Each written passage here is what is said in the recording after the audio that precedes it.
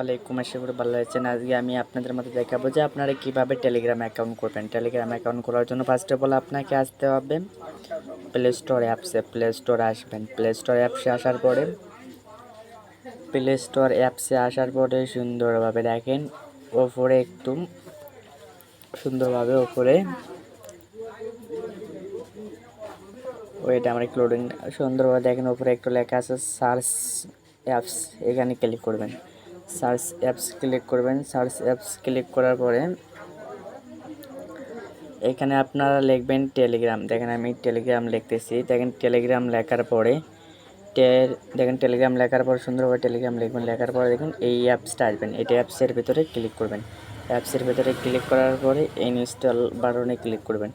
Install বাটনে click করার পরে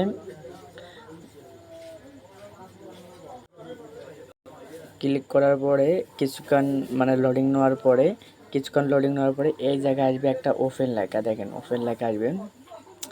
আমি আপনাকে একটু খেয়াল করে দেখাচ্ছি। দেখেন ওপেন লেখা আসবে, একটু ওয়েট করেন। এই যে দেখেন আমার কিন্তু লোডিং নিয়েছে, মানে অ্যাপসটা আপডেট নিতেছে। আপডেট নেওয়ার পরে সুন্দরভাবে দেখেন এখানে লেখা আসবে ওপেন।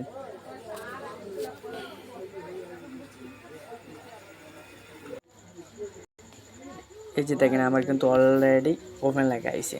ওপেন লেখা আসার পরে মানে আপনারা কিছুক্ষণ ওয়েট নেবেন। ওয়েট করে নেওয়ার পরে ওপেন লেখা আসবে, বুঝছেন? ওপেন লেখা আসার পরে মানে ওপেনে ক্লিক করার পরে এই যে স্টার্ট মেসেঞ্জে এখানে ক্লিক করবেন।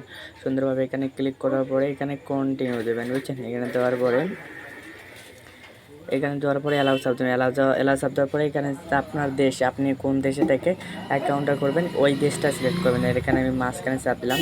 এখানে সার্চ বারে লিখবেন বা এখানে আপনার খোঁজাখুঁজি করবেন। তবে আমি সার্চ বারে ক্লিক করলাম। আমি বাংলাদেশ থেকে যেহেতু দেখতেছি আমি বাংলাদেশ লিখব।